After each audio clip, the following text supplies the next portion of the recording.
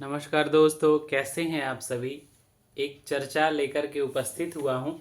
जैसा कि सायंकाल मेघदूत की कक्षा में ले रहा हूं, तो उसमें कुछ कुछ शब्द आए हुए हैं या मेघ के मार्ग का जो वर्णन है उसमें कौन कौन सी जगह है, उनकी क्या क्या विशेषताएं हैं, उन सभी जगहों को लेकर के उपस्थित हुआ हूं। और हमने सोचा कि क्यों ना ये बात आप सभी के साथ साझा किया जाए। तो आप सभी की जानकारी के लिए या आप सभी के ज्ञान के लिए भी यह उचित होगा और आप सभी भी जान पाएंगे कि उन उन जगहों की क्या विशेषताएं हैं। तो मेघदूत में जो आए हैं शब्द, उनके विषय पे मैं चर्चा करने के लिए उपस्थित हुआ हूं। तो सबसे पहले तो अलका अलका नाम आया है। तो यह कैलाश पर्वत पर स्थित यक्षों की पुरी है। ठीक है, यक्षों की नगरी है। मानसरोवर भी इसी के निकट माना गया है। ठीक है, जो अलका है भैया, वह कैलाश पर्वत कहाँ, जहाँ महादेव जी निवास करते हैं ना, कैलाशी काशी के वासी अमरनाथ दुख भंजन हो है। तो कैलाश पर्वत पर माता पार्वती के साथ भगवान शंकर निवास करते हैं। वहाँ के पास में ही मानसरोवर, इसके पास में ही या निकट में माना गया है। किंतु आजकल जो मानसरोवर उपलब्ध है उसके आसपास इस नगरी का कोई चिन्ह नहीं मिलता। अभी वर्तमान में नहीं स्थित है, लेकिन ये माना गया है। ठीक है, फिर आया है अवंती। 32वें श्लोक में इसकी बात आई है।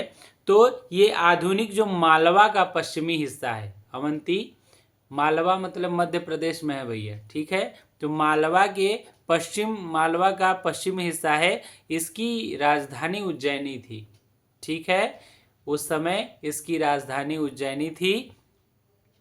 फिर आम्रकूट का वर्णन है। आम्रकूट क्या है भैया, तो अभी जो मध्य प्रदेश में अमरकंटक पर्वत है, उसको ये बता रहे हैं कि आम्रकूट वही है जिसकी ऊंचाई 3498 फीट, जो मध्य भारत या मध्य प्रदेश में नर्मदा नदी का उद्गम स्थान है। अमरकंटक बड़ा ही सुरम्य जगह है, बड़ा ही दर्शनीय स्थल है। मैं वहाँ गया हूँ, 2-3 बार जाने का सौभाग्य मिला है मुझे। तो आम्रकूट अमरकंटक के नाम से आज के समय में प्रसिद्ध है और बहुत ही ऊंचा, ऐसा दिव्य और सुरम्य स्थान है कि किसी भी समय जाइए, इतनी शीतलता रहती है वहाँ। नर्मदा जी वहीं से निकली हैं, हमने देखा है। कितना मतलब अद्भुत वह जगह है। ठीक है, ऐसे नीचे से भगवती नर्मदा जी का उद्गम हुआ है। तो ये है आम्रकूट भैया। इसके बाद उज्जैनी उस समय था, आज के समय में उज्जैन है। क्या है, महाकाल की नगरी है भैया। करालम महाकाल कालम कृपालम, तो वो महाकाल की नगरी है उज्जैन। ये मालव देश की राजधानी थी और इसे अवंतिका विशाला भी कहते हैं और वर्तमान में इसका नाम उज्जैन भी है। यह अयोध्या आदि 7 पुरियों में से एक है। उज्जैनी मथुरा माया काशी कांची अवंतिका। अयोध्या मथुरा माया काशी कांची अवंतिका। अवंतिका मतलब उज्जैन। ठीक है, अयोध्या मथुरा माया काशी कांची अवंतिका, ये जो 7 पुरियां हैं भैया, उसमें से एक उज्जैन भी है। ठीक है, फिर आगे आया है कनखल। ये हरिद्वार के पास है भैया। कनखल हरिद्वार के पास निकटतम तीर्थ स्थान है। इसके संबंध में स्कंद पुराण में खलह को नात्र मुक्ति वही भजते तत्र मज्जनात्। ठीक है, इसके लिए स्कंद पुराण में यह शुक्ति आई है। ठीक है, तो यह हरिद्वार के निकट तीर्थ स्थान है कनखल भैया। अगर आप सभी हरिद्वार गए होंगे तो आवश्यक रूप से इस स्थान का पता करिए और जानिएगा। फिर आया है कुरुक्षेत्र। ये अस्थाड़ीश्वर थानेश्वर के दक्षिण पूर्व में अवस्थित मैदान है। यहीं पर महाभारत हुआ था।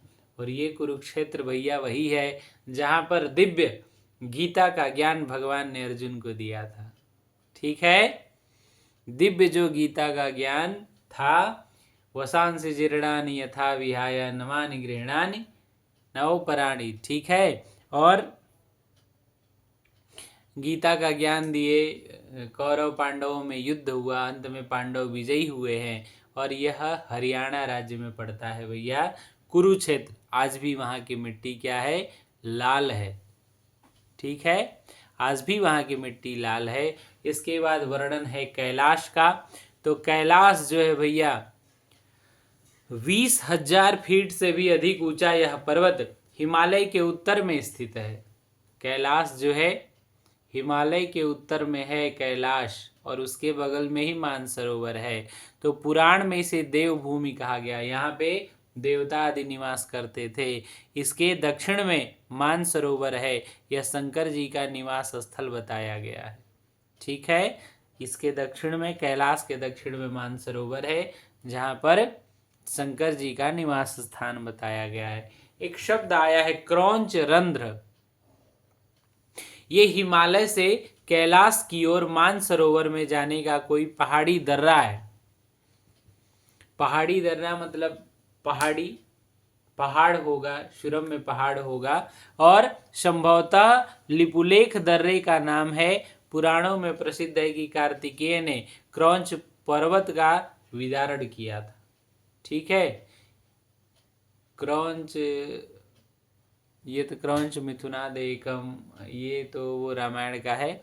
लेकिन क्रौंच रंध्र नाम जो आया है इसमें 62वें श्लोक में आया है, तो उसमें हम सभी इसको इस तरीके से जानेंगे। ठीक है, आगे है गंधवती। तो उज्जैन के पास बहने वाली एक छोटी नदी है जो शिप्रा नदी से मिली हुई है।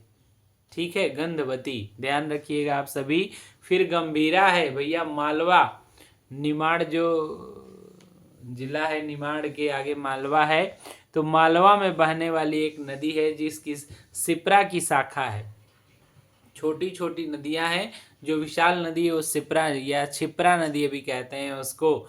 चरणन्यास बोलते हैं भैया हरिद्वार के निकटवर्ती एक छोटी पहाड़ी, हर की पैड़ी। कुछ लोगों के अनुसार इसे कैलाश के पास होना चाहिए। ठीक है, चर्मण्यवती ये है भैया विंध्य पर्वत के वायव्य कोण में। विंध्य पर्वत यानी वो विंध्याचल वाला। ऐसा क्या? इसका आधुनिक नाम चंबल है। मिर्जापुर वाला है या उसके बगल में ये चंबल तो इधर ग्वालियर वगैरह के आसपास का है। तो राजस्थान का प्रसिद्ध नगर कोटा इसी के तट पर बसा हुआ है। पुराणों के अनुसार राजा रंतिदेव के ग्वालम्भ यज्ञ से इसकी उत्पत्ति हुई थी। ये कोई और जगह बता रहे चर्मण्यवती का, कि विंध्य पर्वत के वायव्य कोण से निकली हुई एक नदी है चर्मण्यवती। इसका आधुनिक नाम चंबल नदी, हो चंबल नदी कह रहे हैं। और राजस्थान का प्रसिद्ध नगर कोटा, जहाँ पे आजकल लोग तैयारी करने जाते हैं, ज़्यादा के काम इंजीनियर के लिए तैयारी करने जा रहे हैं, कोटा जाते हैं लोग।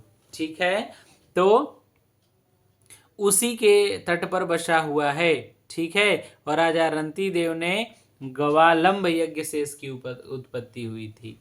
जाह्नवी आप सभी सुने होंगे नाम। ये हिमालयस्थ गंगा अवतार गंगोत्री से निकली हुई महानदी है। ठीक है, गंगा और भागीरथी भी कहते हैं। जाह्नवी तो आप सभी जान ही रहे हैं। दसपुर, यह चर्मण्यवती नदी के उत्तर भाग में अवस्थित है। दसपुर कहाँ है भैया? चर्मण्यवती नदी के उत्तर भाग में स्थित है। पौराणिक राजा रंतिदेव का नगर कहा जाता है। राजा रंतिदेव जी जो थे वह दसपुर के थे। इसका आधुनिक नाम मंदसौर है। ये भी भैया मध्य प्रदेश में है। कोई इसे धौलपुर भी कहता है। ठीक है, दशाण यह मालवा का पूर्वी हिस्सा है।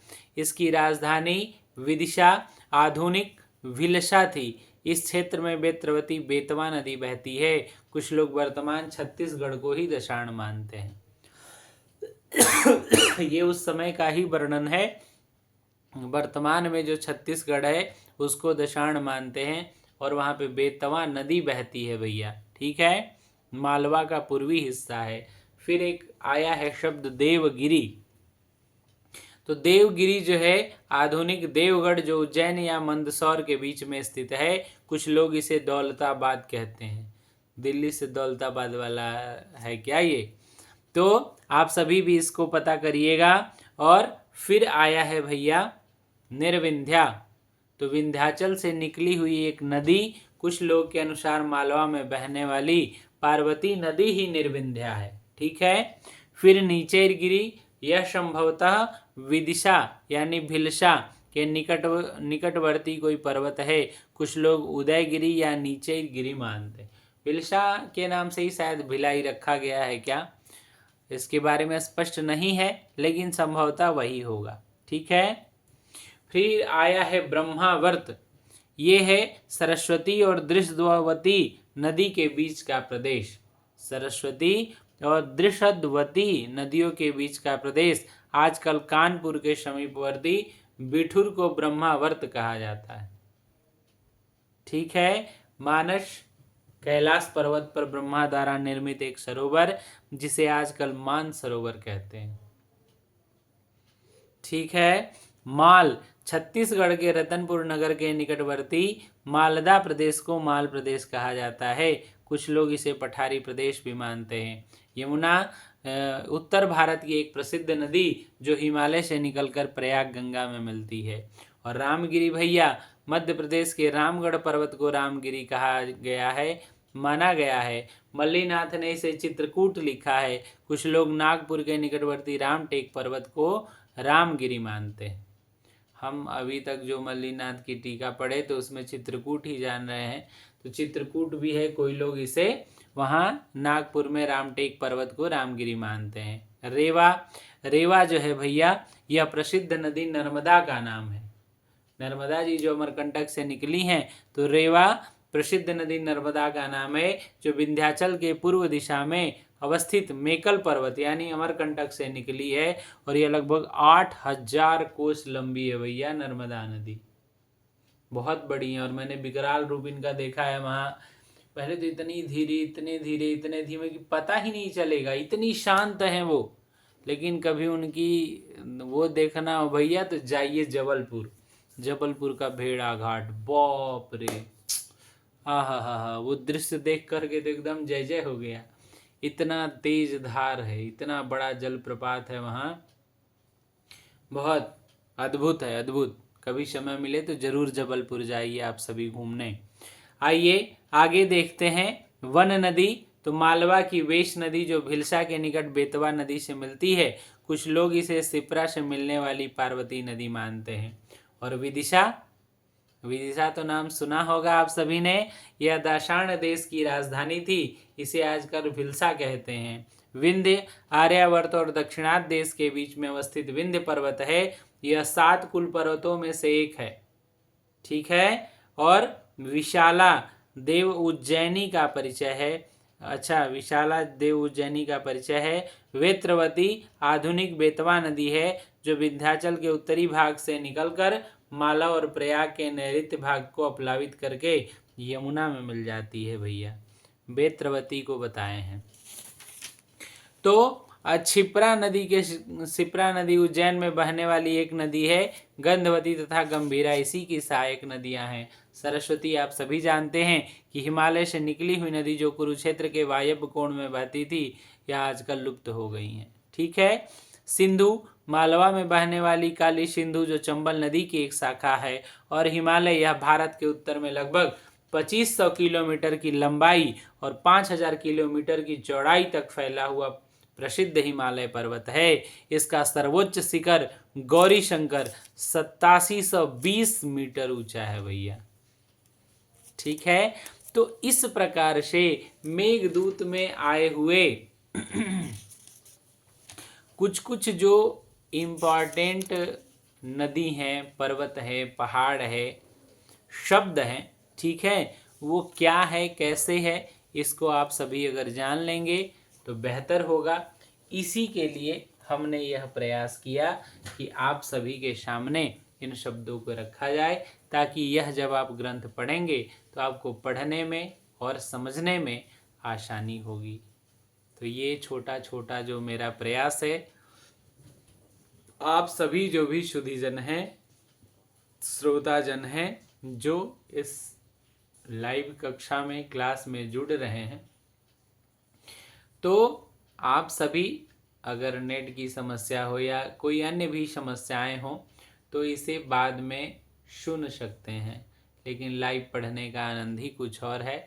तो ये सब आपका विषय है, हमारा विषय ये है कि अधिक से अधिक जो भी हो आपके लिए लाभकारी वो मैं आप तक पहुंचा सकूं। ठीक है, तो यह मेरा छोटा सा प्रयास आप सबके लिए प्रयासरत हूँ। ठीक है, तो मिलते हैं आपसे फिर नेक्स्ट वीडियो में, तब तक के लिए नमस्कार।